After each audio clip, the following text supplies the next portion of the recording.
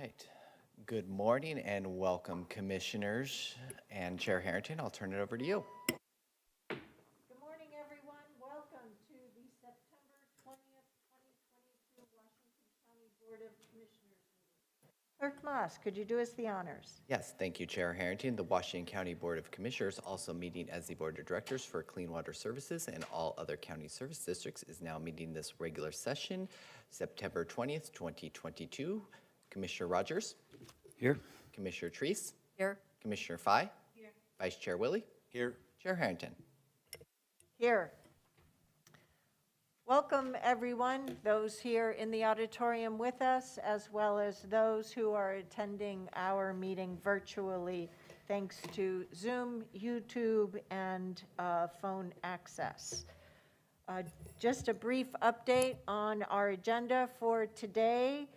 We had a couple of items that we have pulled in order to ensure that we are following our own rules for notification on sole source contracts for purchases. So item 2 and item 3 from the consent agenda have been rescheduled to our meeting into the future. That leaves 8 items on today's consent agenda. Other than that, it's totally set to go. So, Clerk Moss, do we have anyone who wishes to address the board for up to 2 minutes a person? Yes, we do, Madam Chair. We have no one signed up in the room, but we do have one online. Justice Rajiv. Justice, can you be able to hear us? Yes, can you hear me? Yes, we can. Please go ahead for up to 2 minutes. Good morning. This is Justice Raji. I'm director of the Reimagine Oregon project, but also a longtime Washington County resident. And I just wanted to take a moment this morning to give comment and say thank you for the ongoing work and commitment to the internal direction that you've taken with the demands of Reimagine Oregon. It started back in 2020.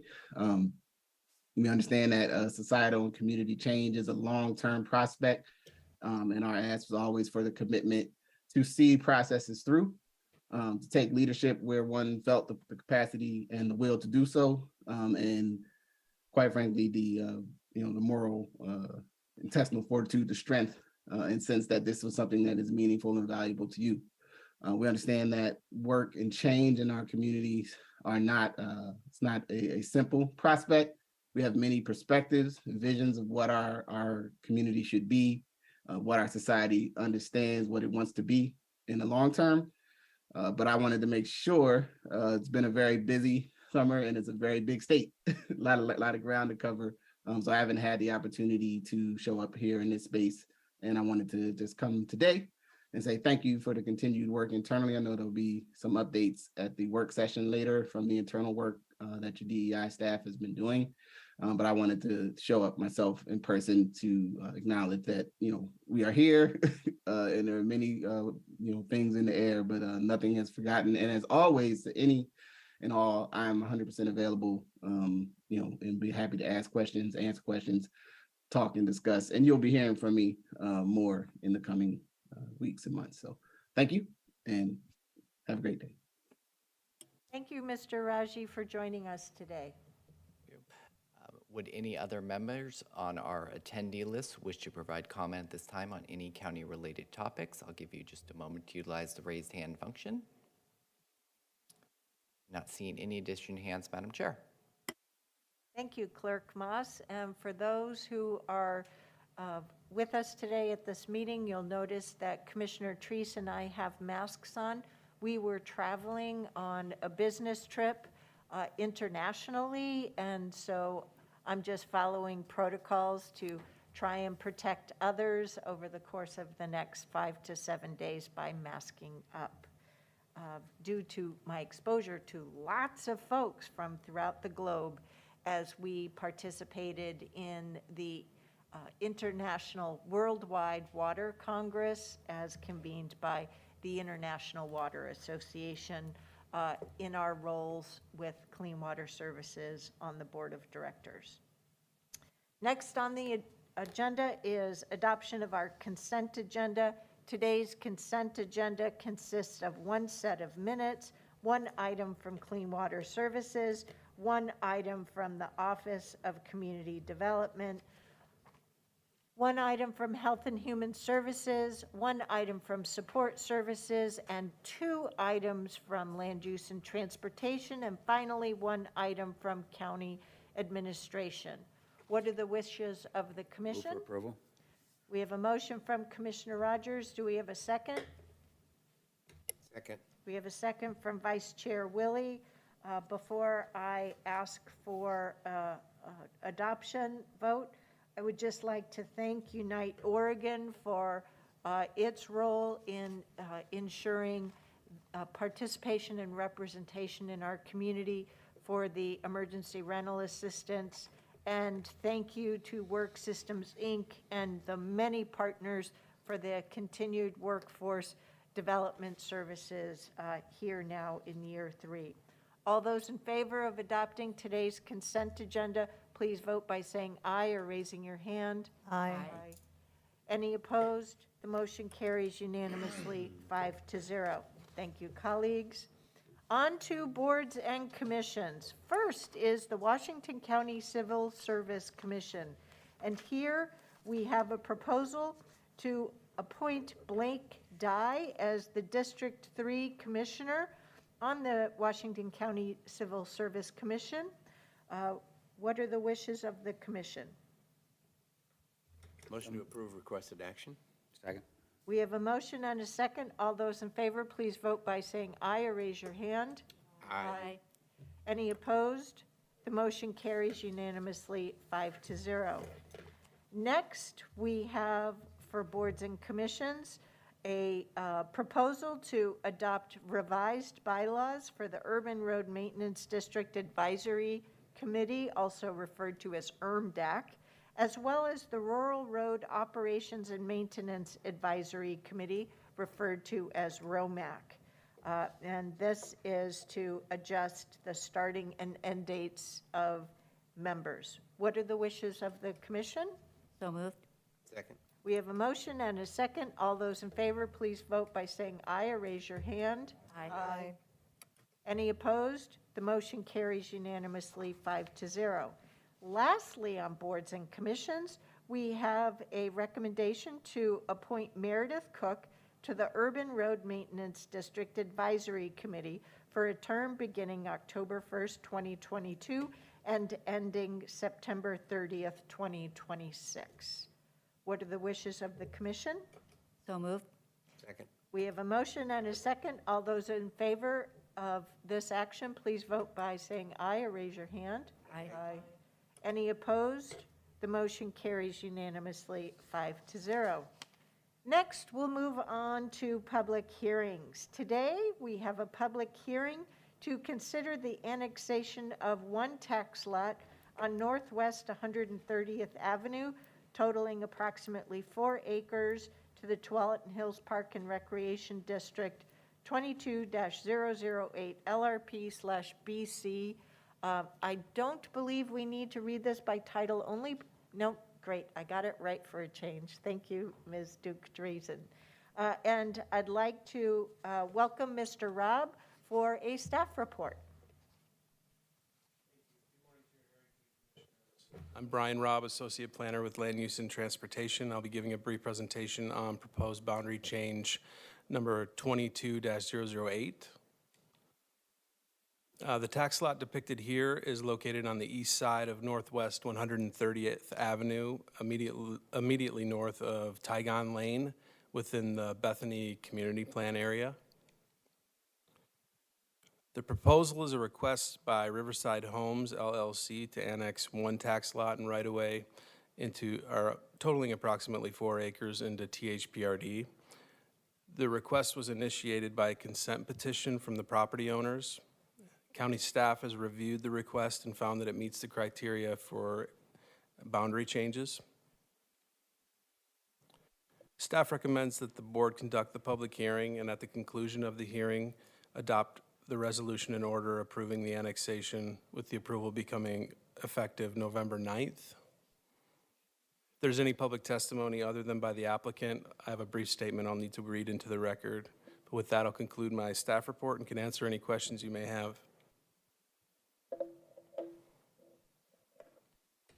Commissioners, does anyone have any questions on today's staff report?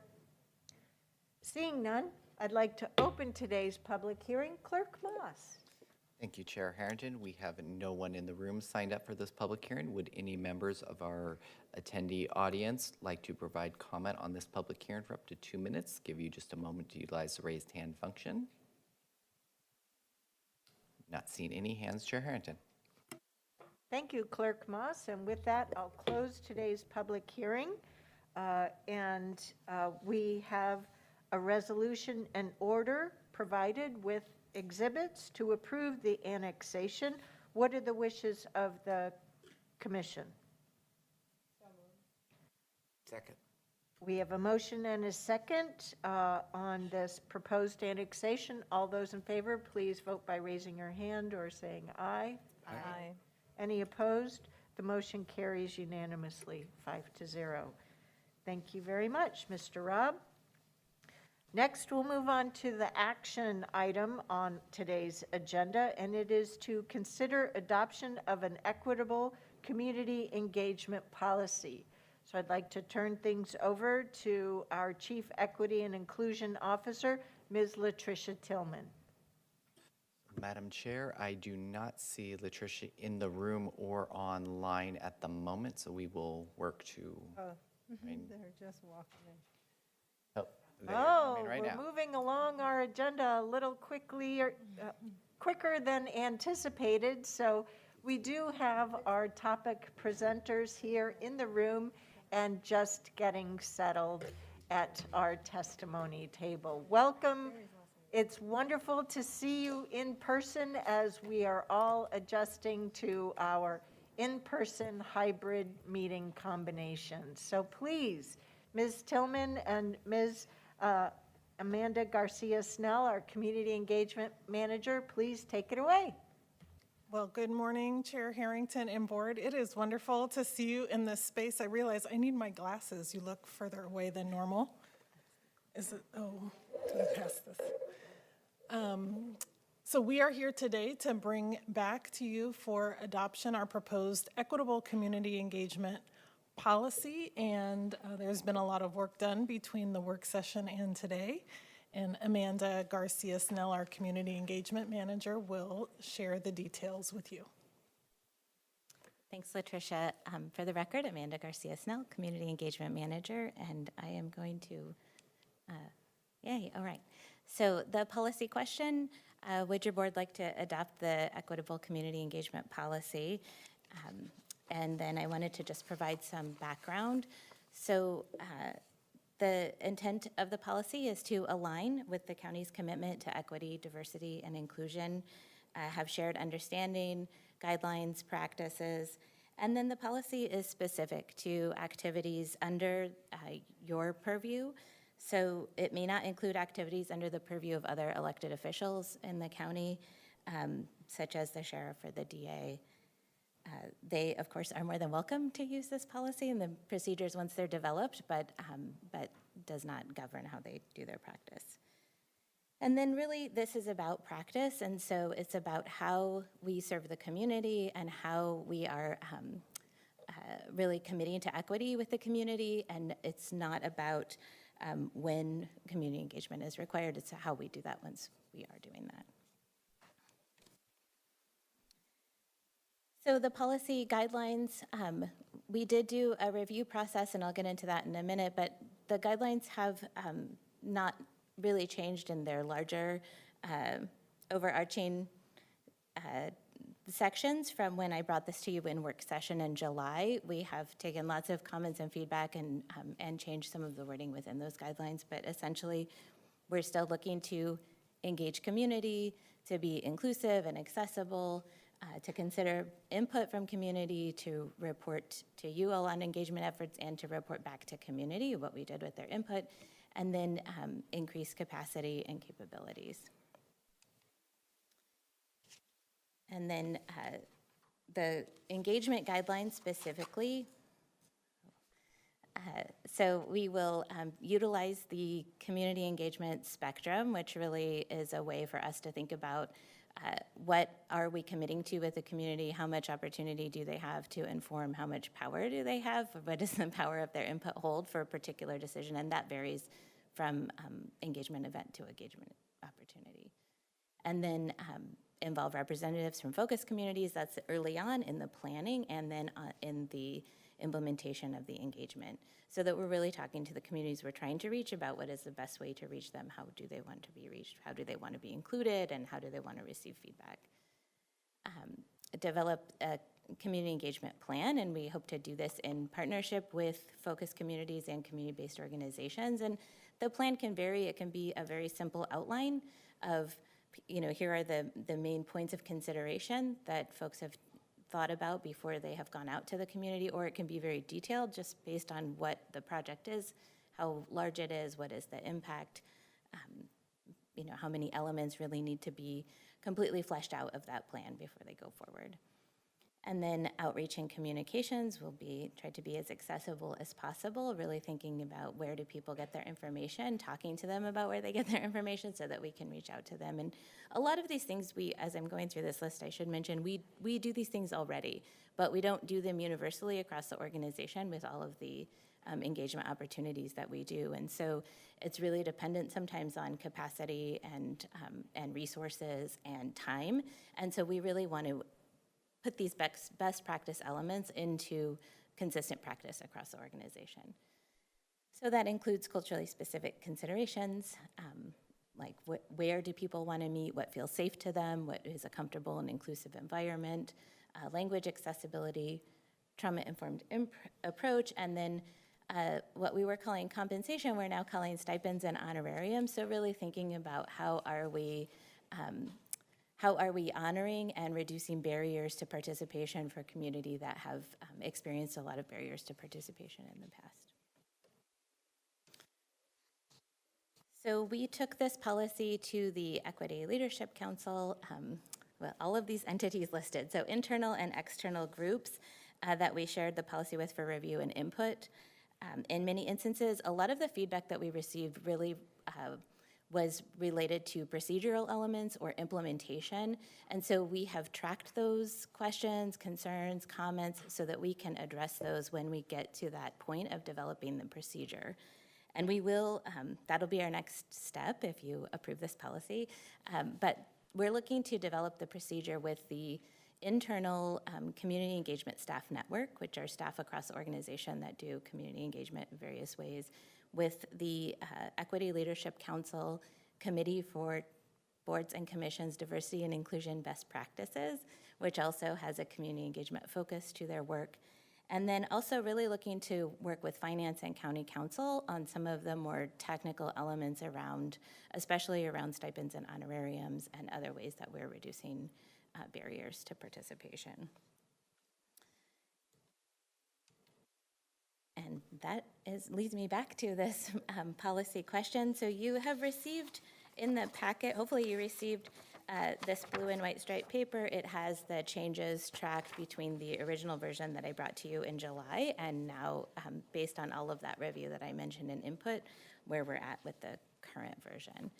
And then I also included a marked up and a non-marked up version for readability. Questions? Thank you, Ms. Garcia-Snell. Commissioners, do you have any questions on this proposed policy? Comments? Go ahead, Commissioner Rogers. Well, thank you for your presentation today. I have a number of little issues, but unfortunately we didn't have a work session on this today to deal with them all.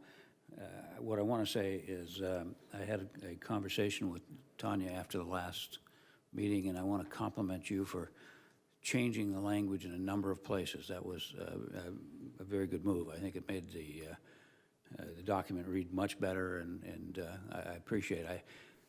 If I had 100% of concerns, you got about 95% of them. In regard to the compensation issue, I've never particularly cared for that, as you know, but I think what you've done is you struck a nice balance. I'm not opposed to where you're going at all. I think that's good as well. But I still have about 4 or 5 little items, and I know this is not the place to deal with it. We should have dealt with it others, but just for your general benefit, I've always believed that this board is duly elected by the public to do the business, and there shouldn't be any gatekeepers, including the county administrator, and so your change on 2.1 is problematic. The use of the DEI group only, where the county administrator, who is our designee, may make a different decision is problematic for me. It refers in several places to a procedure, can be found in the procedure. I don't know where that procedure is, so I don't know what it is. So unfortunately, probably even with all your great work, I'm going to vote no. Not because I don't like what your message is. I think it's important. I think that what you're saying is agreeable to me. I got stuck in the nits, and that's just a problem I've had ever since I've been on the board. I like the nits and to make certain that everything is worked out. But I do want to thank you for making it so clear, and I wanted to tell you exactly where I was and why I'm forced, without a couple, 3 little changes, to vote no. Thank you, Commissioner Rogers. Commissioner Treese? Thank you, Chair. I just want to say thank you very much for this work. This is where our rubber meets the road as we move forward from our resolution to implementation. And I appreciate the structure and the due diligence as far as addressing all of these issues. So I want to compliment you and say thank you for the work. And I look forward to the changes that we're going to see over the course of time here. So thank you for that. Go ahead, Commissioner Fye. Thank you, Chair Harrington. Amanda and Latricia, great presentation and great job. And I was reading the material, and I too agree with Commissioner Rogers. 2.1 seemed a bit problematic, and I'm wondering if you could explain the change.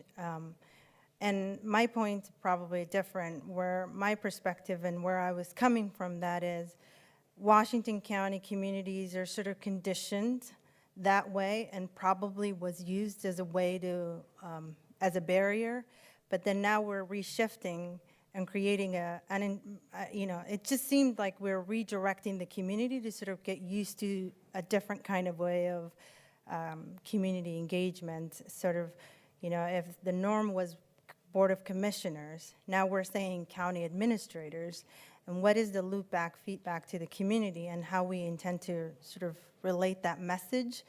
So I'm just hoping you could explain more about the change, because I'm concerned about the community and what they've been used to versus now changing. And we have a new county administrator, but the county has always had a county administrator. So please explain the 2.1 change.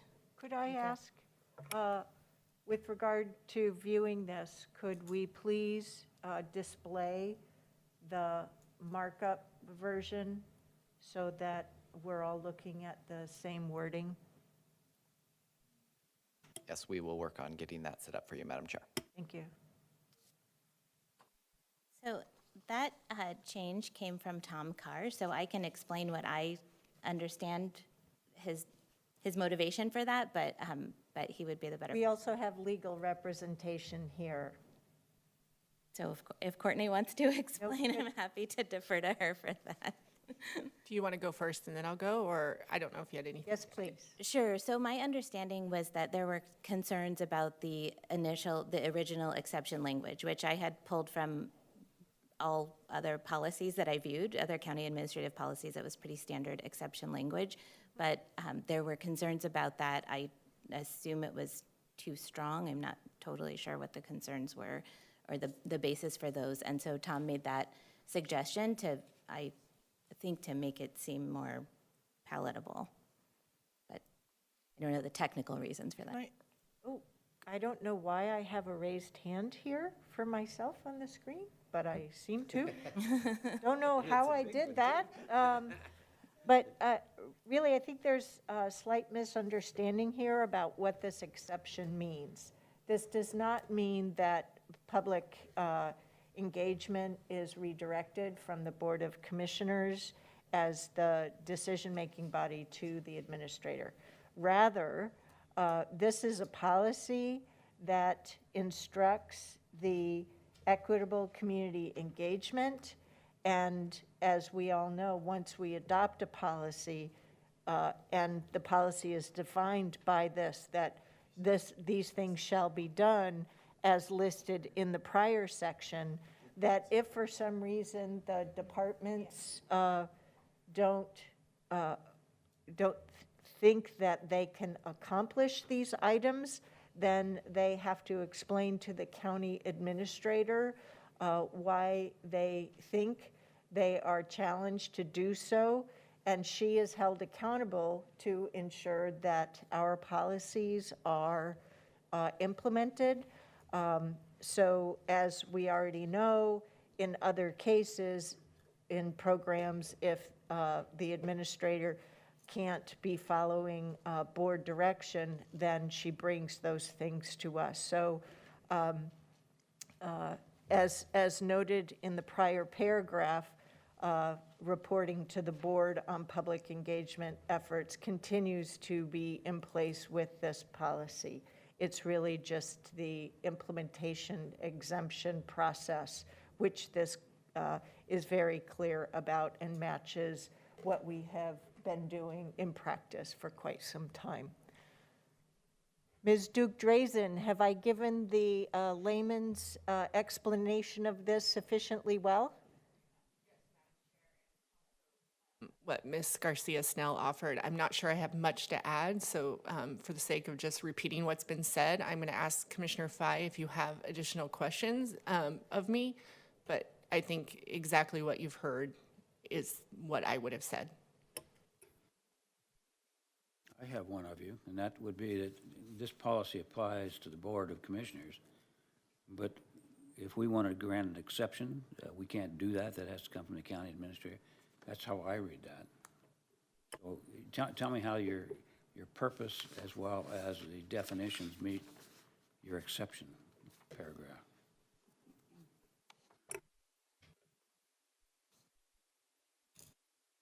Well, the policy, Commissioner Rogers, is intended to apply to all community engagement.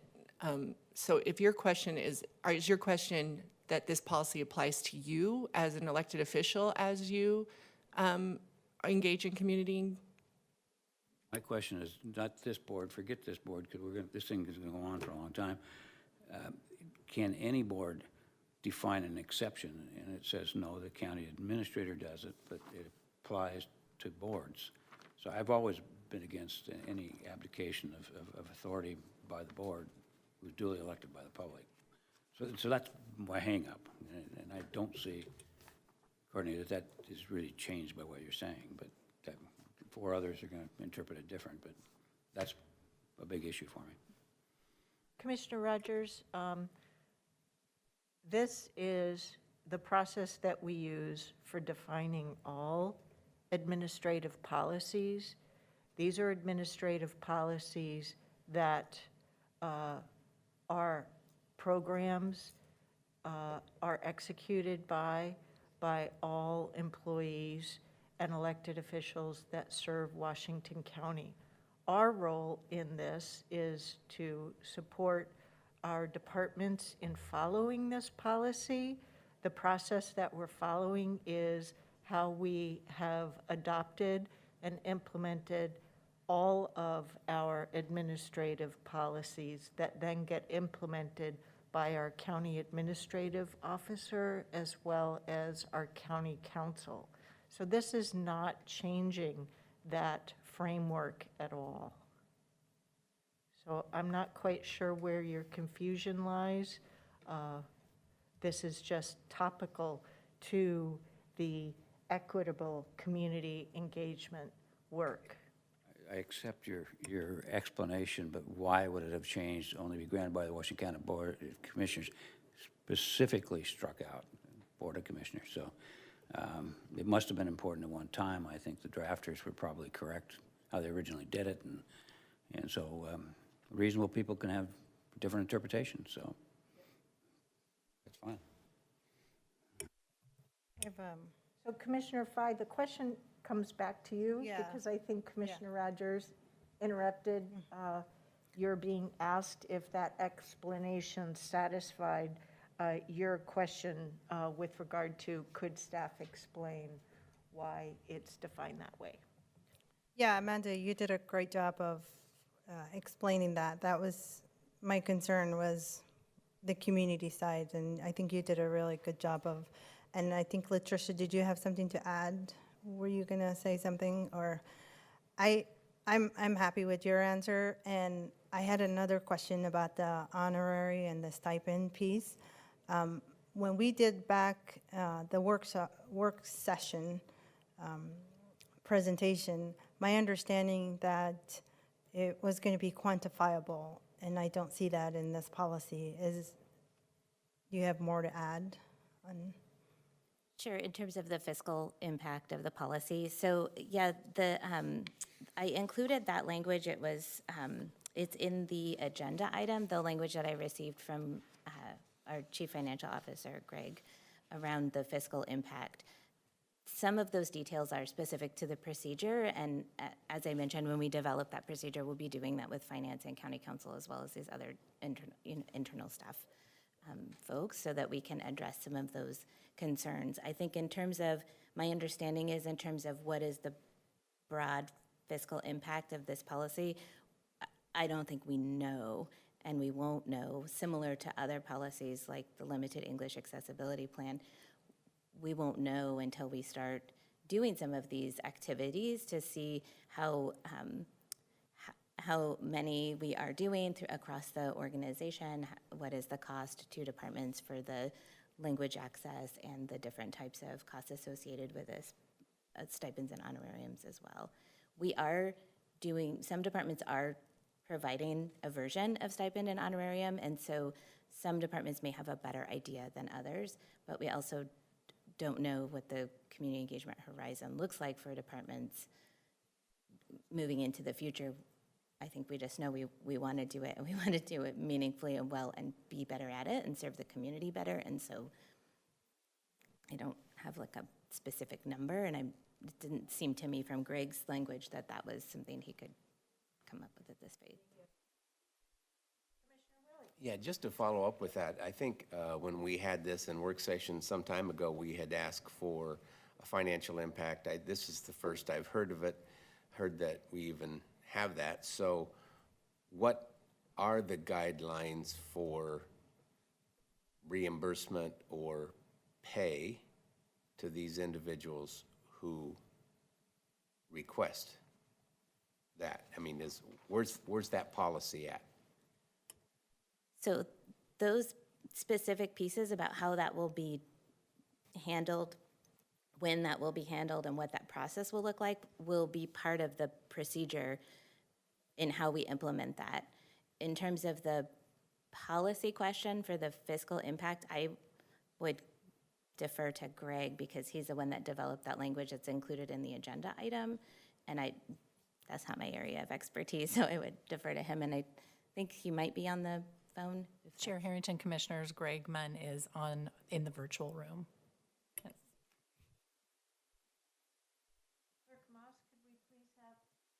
Clerk Moss, could we please advance Mr. Mund to answer the question? He is available for you now. We're figuring out how to do this. Mr. Mund, are you there? Good morning, Commissioners. I am here. Let me start my video. There we go. Good morning. Good morning. So, Commissioner Willie, would you mind restating your question? Well, when this option first was brought forward, I asked for a financial impact before we move ahead and adopt this. We don't have that financial impact, and as we were just told, we don't know what that is. So, okay, I get that a little bit. But, so now I'm looking for some of the guidelines. What's the parameters? Who qualifies? Who doesn't qualify? What do they qualify for? How much are we willing to pay them? I'm not seeing any of that. I'm just seeing that, yep, we will do that, and the anticipation is that it's going to be less than $600 per year, so we won't have to issue a 1099. I'd just like to have more clarification on this, and certainly some guidelines on how we're going to implement this. So in the staff report, just a couple of things. I don't think I can answer all of your questions, but what I can say is there will be a financial impact. We just don't know what that is, and we will know it later as time goes forward. There's a possibility that the deployment of these stipends or compensation for volunteer, that those could occur across different departments. It's very likely that'll happen. And to the extent that that happens, finance will work with those departments primarily to identify those that we are required by the IRS to report an income level that's, or income payments, a sum of payments on a calendar year that are above that $600 threshold. So I guess just, and not trying to be difficult with this, but to me, this is problematic. I understand the philosophy of this, and I agree with the philosophy of this, but if we have one individual who, I guess, attends meetings and requests for reimbursement that's for several different departments that are impacted, who's going to track that? So one department pays them on X day, and another department pays them on another day, and all of a sudden we haven't tracked exactly how much money we have paid that individual at the end of the year. And we also required, as you state here, you know, Social Security numbers and those kinds of information. I just think this is problematic, and we have not identified the parameters of this sufficiently.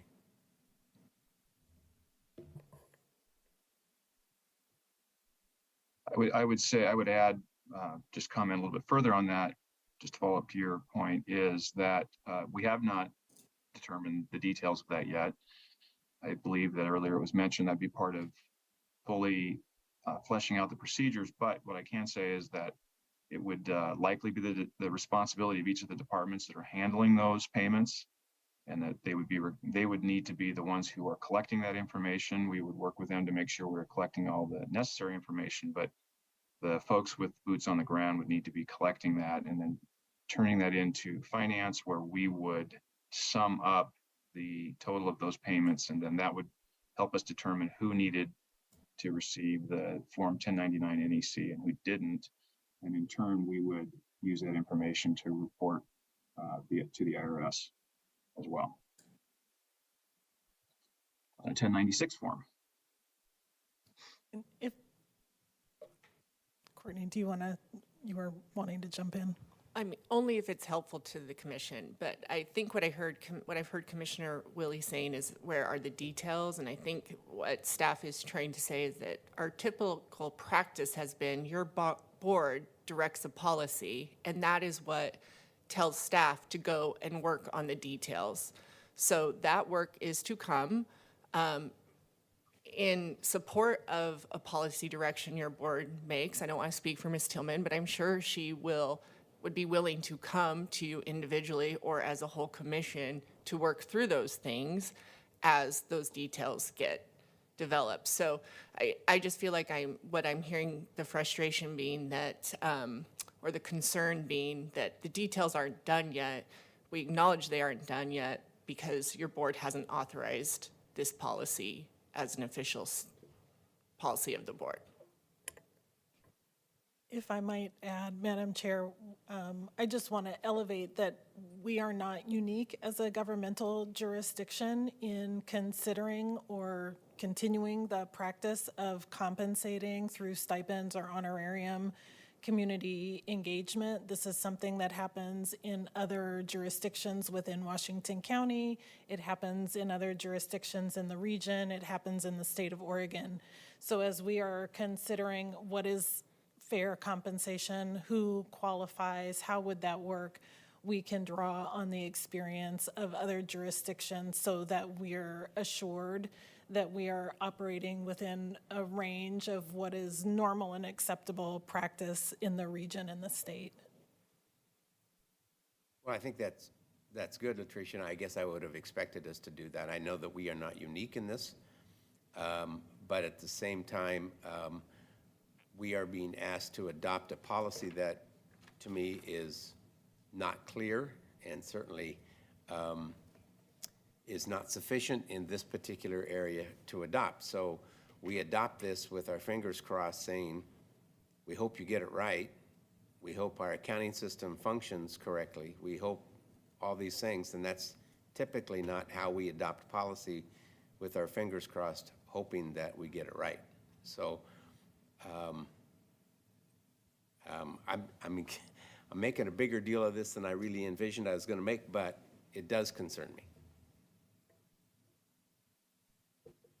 Madam Chair, one final question, just because you already know where I'm at, but on the procedural, you said in a couple of sections that guidelines can be found in the procedures. Where would that be found, the procedure? So there's a very rough draft of the procedure, but it hasn't worked through the places that it needs to work through to really be effective of what is relevant and appropriate for county departments. So it needs to have more input from the staff that are doing the work and have more review with finance because of the complex nature of the compensation or the stipend and honorarium portion of that.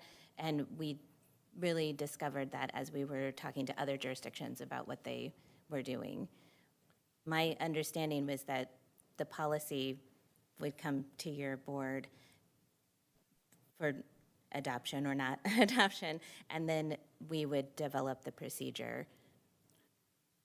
So if I might take the opportunity to share my thoughts.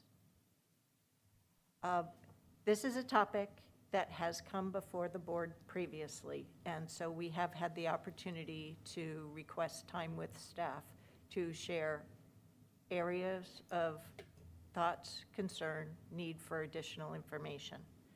Ms. Calvert, as the acting county administrative officer, while Ms. Angie is attending the International County City Managers Conference, if you could please take the following feedback back to Ms. Angie. What we are displaying here on the Board of Commissioners in general, at least from a couple of commissioners, is that when we establish a brand new policy, we need the visual reminder in the presentation of how the process works. What we've heard verbally here is we're following that same framework where the board is asked to adopt a recommended policy and how that policy was developed and what the policy is. Then from there, once the board defines and adopts the policy, then the county administrative officer develops the administrative rules for implementing said policy. Our team in this specific case has previously given us information about how other jurisdictions have adopted such a policy. Here, they've been very clear and specific with us about the cap for such participation, and that if a community member voluntarily takes advantage of this stipend and or honorarium, that we as the county will have processes in place to ensure that if such a individual non-employee does over the course of one calendar year for the purposes of U.S. taxes, we will have financial systems in place to provide the necessary forms to that individual for them to complete their personal income taxes. So that information has been clearly spelled out for us.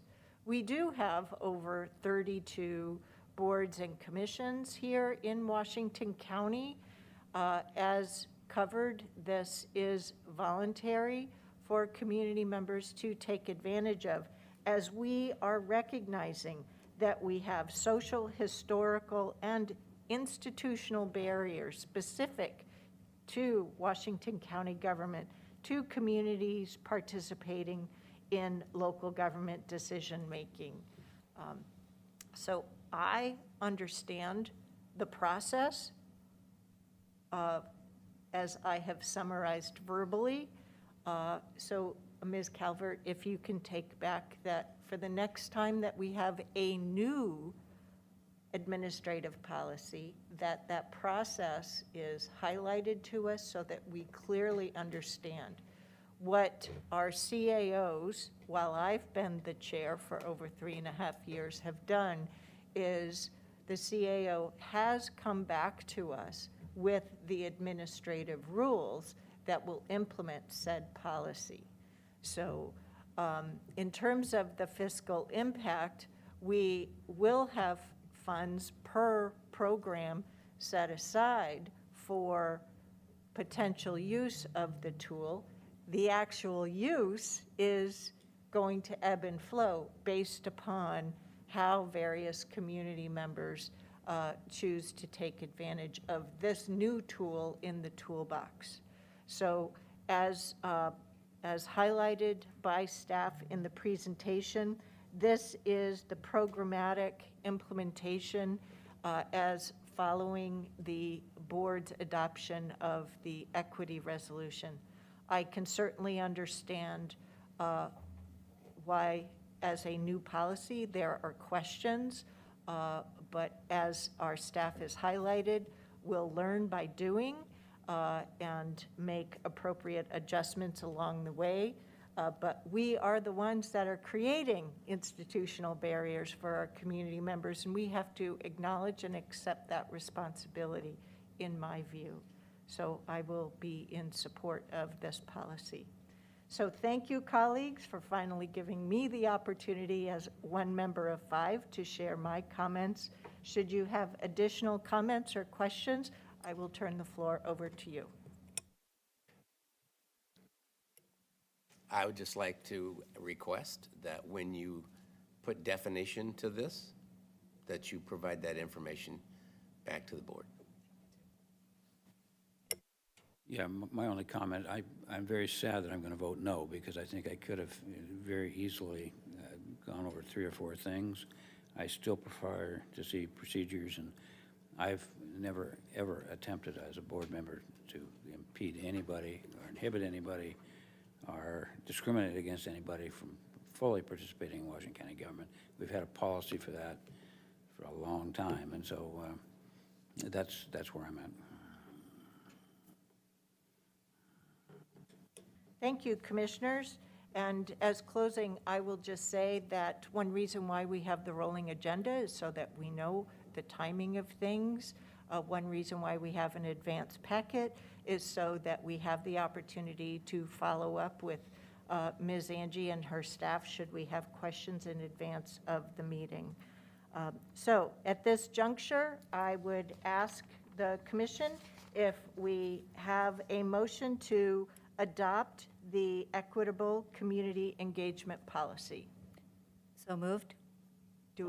We have a motion and a second. All those in favor, please vote by saying aye or raise your hand. Aye. Aye. Any opposed? Aye. The motion carries 4-1. Thank you, commissioners. Thank you. Thank you. And I've misplaced my agenda here in my paper pile. Here we go. Next is our second public comment period of the meeting. Clerk Moss, this is an opportunity for members of our community to address us for up to 5 minutes per individual. Do we have anyone who wishes to address us, sir? We have no one signed up in the room, Madam Chair. Would any members visiting us online via Zoom like to provide public testimony for up to 5 minutes on any county-related topic? I'll give you just a moment to utilize the raised hand function. Not seeing any hands, Madam Chair. Thank you, Clerk Moss. Next, we have board announcements. For the remainder of the month of September, we have one more set of meetings. Tuesday, September 27th, our work session will be in the afternoon, and then our board meeting, at 2 o'clock, and then our board meeting in the evening starting at 6:30 p.m.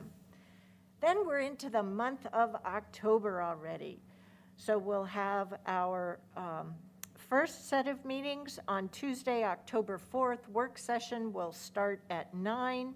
Then the Housing Authority Board of Directors meeting will start at 10, and then the board meeting will follow right after that meeting, generally around 10:30 or so, but sometimes it's sooner and sometimes later. We have our monthly roundtable on Thursday, October 6th at 9 a.m. Then the following Tuesday, October 11th, is a major work session day starting at 9 a.m.